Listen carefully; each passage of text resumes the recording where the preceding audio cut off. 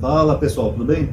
Pessoal, como eu falei para vocês, eu ia fazer um vídeo explicando um pouco sobre a questão da lei, né, para as pessoas entenderem, tá? Primeiro que não é bem lei, né? A gente chama de lei, mas o judeu chama de Torá. Que Torá, na verdade, é instruções. Não é bem lei, seriam instruções de um povo. E a Torá, pessoal, ela é uma construção de um povo, do povo hebreu. Essa construção, primeiro, esquece Moisés, tá? Moisés foi só um personagem criado ali para dizer que ele foi o legislador. E acredita-se até que teve realmente um Moisés que originou a lei.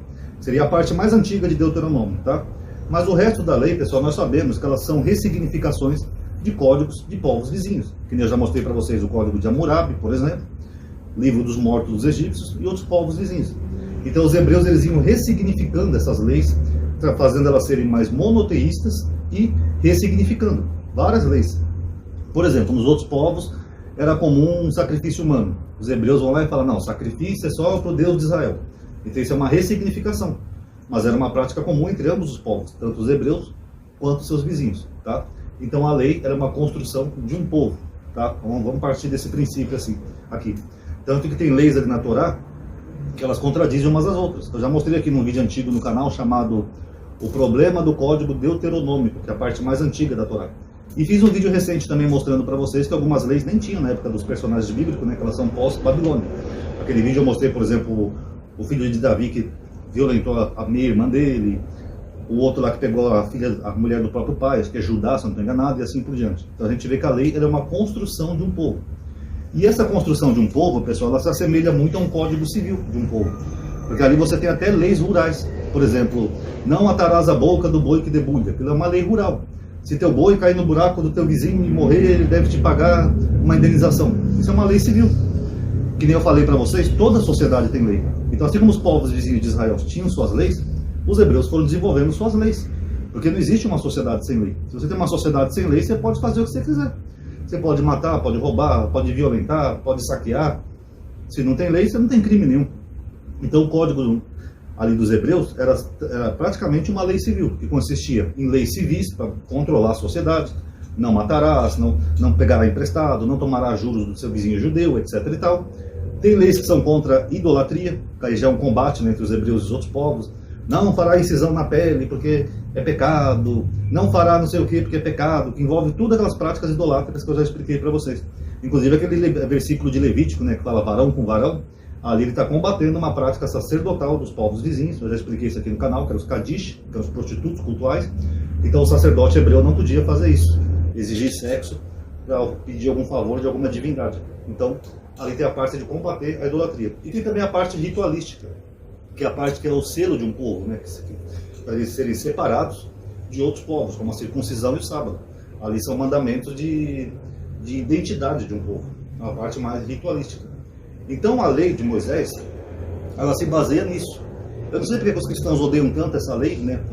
Surgiu uma religião inteira tão antinomista, porque o que tem de errado em não matar, não roubar, não furtar, não levantar falso testemunho? O que tem de errado nessas coisas? É tão difícil assim não cumprir essas coisas? Por exemplo, falso testemunho os cristãos cometem o tempo todo, inclusive aqui no meu canal, quando vem falar de política. Todo mundo sabe disso. Então, é curioso, né, que eles acham que a lei era uma coisa maligna ou do mal. Não, a lei era só um código de um povo. Esse povo seguia essas leis até para manter uma ordem social dentro de Israel. Tá? Esse é o primeiro ponto. Outro ponto que eu queria abordar aqui nesse vídeo, pessoal, com vocês, é o seguinte. O Novo Testamento, por mais que seja diferente do Velho Testamento, ele foi escrito por judeus. Judeus helênicos? Sim, provavelmente. Mas eles não aboliram a lei, como eu tenho mostrado nos vídeos aqui para vocês. Nem Jesus, nem os evangelhos, e muito menos Paulo. Paulo, ele criticava ali aquela superioridade do judeu. Por isso que ele falava o termo justificar e não salvar, que eu mostrei para vocês em vídeo. Porque ele fala que pela lei ninguém seria justificado. Mas ali Paulo não está abordando questões de salvação. Ele está abordando essa questão da superioridade judaica. Tá?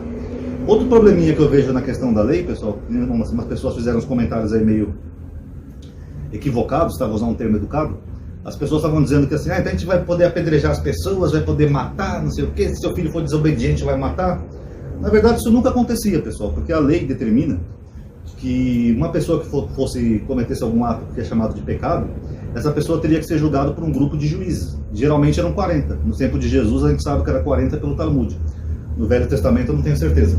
Mas geralmente era um grupo de juízes que julgava aquela pessoa.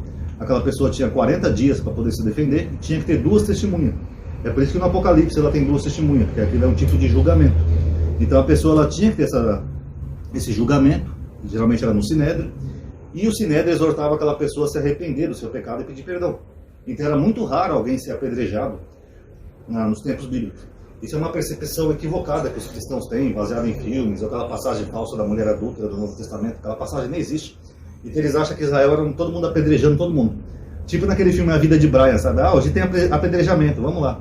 Não, na verdade o Talmud fala que um tribunal que condena um judeu à morte, esse tribunal é um carniceiro. Porque o objetivo do tribunal era justamente levar aquela pessoa ao arrependimento, para ela voltar a ser inserida na sociedade. Não matar aquela pessoa. Então aquelas leis que você lê ali, deve ser apedrejado no meio de toda Arraial, aquilo era só para botar medo no povo. Entendeu? Na prática não acontecia. Tanto que na própria Bíblia, nós não temos relatos de apedrejamento. Vocês podem procurar. Só tem em João 8, que é uma passagem acrescida, né? Uma passagem que ela não é original. Ela foi acrescida depois do século IV. Então, os pais da igreja criaram aquela passagem lá, da mulher que ia ser apedrejada. Mas na Bíblia mesmo nós não temos esses exemplos. Por quê? Porque não era assim que funcionava. Os cristãos eles têm uma imagem meio preconcebida, né, do Velho Testamento, porque era sangue para todo que é lado, era apedrejamento, era morte. Mas na realidade não era assim, entendeu? Na realidade era um código civil, e como todo código civil, você tem juízes. Lembrando que tem judeus que sempre atribuíram a Deus essas leis, tá? Mas eu estou falando da minha ótica, que ali sempre foi um código civil. E um código civil, ninguém é apedrejado sem um julgamento. Isso aí não existe. O próprio Jesus passou por um julgamento, ainda que relâmpago, mas passou. Olha a nossa sociedade atual. Se você for cometer algum crime, você não vai ser morto, nem apedrejado, nem jogado na cadeia. Primeiro você vai passar por um processo de julgamento, que envolve o Ministério Público, promotoria, você vai arrumar um advogado, um defensor público, vai ficar perante um juiz. Ali era a mesma coisa. Ninguém era apedrejado assim do nada. Tanto que nos tempos bíblicos, por exemplo, os judeus nem tinham permissão para matar porque eles estavam sob domínio de outro povo, que era o povo romano. Só tinham 3 práticas que eles poderiam usar a pena capital, que era se igualar a Deus, blasfemar contra Deus, e eu não vou lembrar aqui da terceira prática, tá? Enfim. Mas o fato é que a lei é isso, a lei é um código de regras para reger uma sociedade. E aí que entra o problema para a gente aqui no Brasil, para os cristãos brasileiros. Porque o cristão brasileiro ele não é judeu, ele não tem que viver sob as regras de um outro povo. É que nem, por exemplo, um brasileiro ir para o Japão, chega lá e ele ser preso porque tem uma tatuagem. Que no Japão é proibido, para quem não sabe, mostrar tatuagem em público. Se o cara é brasileiro, ele não tem por que ser preso por uma lei que é de um outro país. A mesma coisa são as leis de Moisés. As leis de Moisés não são para... Estou falando da lei de Moisés, que é uma forma genérica, tá, que se fala. A lei de Moisés era para o povo hebreu, não era para o não judeu. Então, quando as pessoas me perguntam, então eu tenho que seguir a lei, amadinho? Eu digo, não, você tem que seguir as leis do seu país. Se você gosta da Bíblia e vê a Bíblia como inspirada, você pode até observar e tirar coisas boas da lei. Falar, não, isso aqui é bom pra caramba, isso aqui eu acho que vai ser útil para minha vida. Agora, não seguir como se fosse uma lei, uma obrigatoriedade, porque isso aí nunca foi para não judeu. Muito pelo contrário, aquilo ali é parte da cultura e da identidade de um povo. Nós temos que respeitar e seguir a lei do país que nós estamos. Se eu for, por exemplo, para os Estados Unidos, eu vou ter que seguir as leis americanas. Simples. Por exemplo, nos Estados Unidos é proibido beber em público, né, cara? Beber na rua. Se eu pegar uma latinha de cerveja lá e abrir no meio da rua, eu posso ser preso. Eu tenho que respeitar a lei daquele país. Da mesma forma, Israel tinha as leis deles, tem, né, até hoje, né, que o judeu segue a Torá, mas é para os israelitas. E só para finalizar o vídeo, as pessoas falam aí que porque ninguém consegue cumprir toda a lei, amadinho. Bom, primeiro que essa história de 613 mandamentos é um mito, tá, pessoal? Os 10 mandamentos, por exemplo, as pessoas falam que são 10 mandamentos. Na verdade, isso aí também é outro mito, tá? Porque nós temos 2 10 mandamentos na Bíblia. Em Êxodo 20 e Êxodo 34. Vocês podem ver na sua Bíblia. E eles não são iguais. Então, esse aí de 10 mandamentos, 10 palavras, não existe. Até porque o cristão, tecnicamente, se ele for seguir só os 10 mandamentos, ele já deixa de seguir 2. Perdão, que às vezes a língua bate aqui no meu abscesso, tá? Que é o mandamento do sábado, que nenhum cristão segue, e o mandamento de não ter outros deuses. O cristão tem um outro Deus, que é Jesus. Então, para o cristão já seria 8 mandamentos. E os 613 mandamentos também não é assim como eles pensam também não, pessoal. Porque os mandamentos, eles não eram para toda Israel nem para todo mundo. Tem mandamentos que são específicos. Por exemplo, tem mandamentos que é só para o sacerdote. Que nem esse de Levítico que eu falei para vocês, varão com varão não deitará. Aquilo era para o sacerdote para evitar uma prática sacerdotal pagã. Então não era um mandamento para todo Israel, era um mandamento para o sacerdote. E outros mandamentos que você vê ali em Levítico, eles também são só para os sacerdotes. Tem mandamentos que são para homens e tem mandamentos que são para mulheres. Por exemplo, a circuncisão.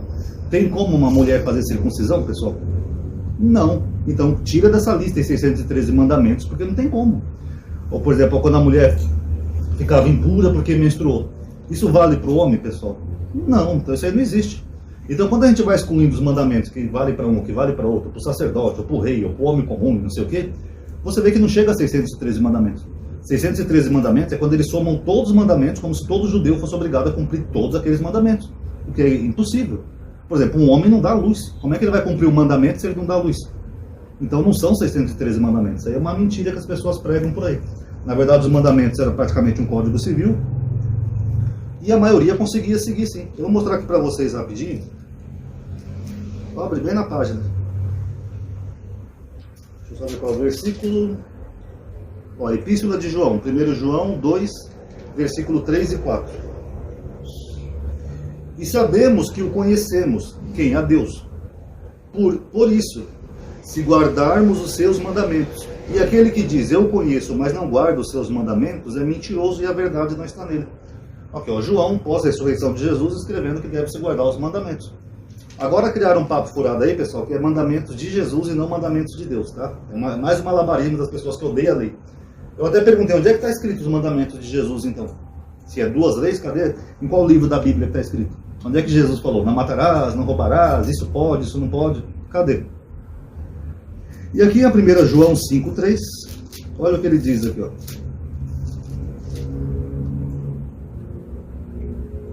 Vou ler a partir do versículo 1. Todo que crê que Jesus é o Cristo, nasceu de Deus. E todo que ama ao que o gerou, ama também aquele que dele nasceu. Nisto reconhecemos que amamos os filhos de Deus, quando amamos a Deus e guardamos os seus mandamentos. De quem que ele está falando aqui? De Jesus? Não, de Deus. Ó, e guardamos os seus mandamentos. Pois este é o amor de Deus, observar os seus mandamentos. E seus mandamentos não são pesados. Não é o mesmo que Paulo falou lá em Coríntios? Olha, circuncisão e circuncisão não vale nada. O que vale é observar os mandamentos de Deus. E note que a palavra observar não é cumprir. Observar. É bem diferente, tá?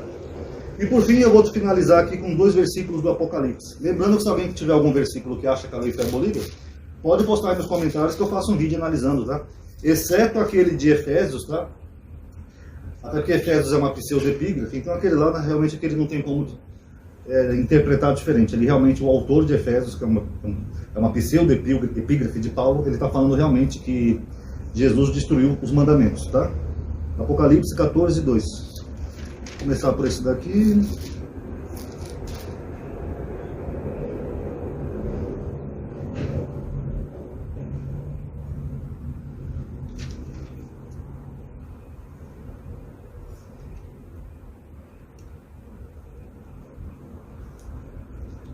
Esse aqui eu acho que eu anotei errado, pessoal, desculpa. Deixa eu ver se eu acho aqui que é uma das igrejas.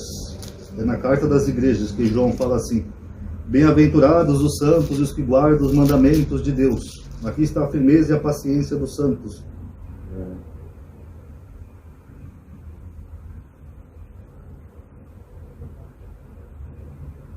Aqui, achei, é 14, 11, 12, perdão. Ó, nisto se firma a perseverança dos santos, os que guardam os mandamentos de Deus e a fé em Jesus. O que o autor do Apocalipse está falando aqui? Ó? Esses aqui que ele está falando guardavam os mandamentos de Deus e a fé em Jesus. Apocalipse não é um livro inspirado? Não é pós a ressurreição de Jesus? João não teve lá as visões? Vocês não acreditam que o autor teve visões reveladas pelo próprio Cristo? Ele está falando aqui que esses eram pessoas santas, que guardavam os mandamentos de Deus e a fé em Jesus. Não tem nada de mandamento de Jesus aqui. O mandamento de Deus e a fé em Jesus. E o outro é Apocalipse 22, 14.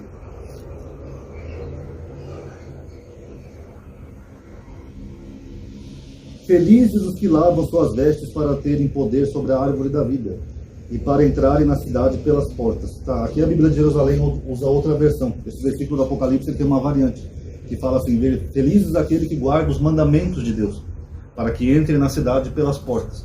Mas como ele tem uma variante aqui, a Bíblia de Jerusalém, eles optaram por essa outra variante, tá bom? Então tá aí, pessoal. Leis é o que rege uma sociedade. Para isso existem leis em toda a sociedade. Nós temos leis de trânsito, leis sanitárias, leis do Código Penal, leis da Constituição, porque uma sociedade sem lei é uma libertinagem. E eu não acredito que Jesus, apesar de eu não ser cristão, mas eu não acredito que Jesus teria vindo ao mundo para criar uma sociedade libertina, onde não existisse pecado, é só amar a Deus e o próximo e pronto, e todo mundo pode fazer o que quiser. Agora, quem acredita assim, então tem que parar de ver pecado nos outros. Católicos, afrodescendentes, homossexuais, então parem de ver pecados. Vocês não falam que a lei toda se resume só a amar a Deus e o próximo? Então, que pecado esses grupos cometem?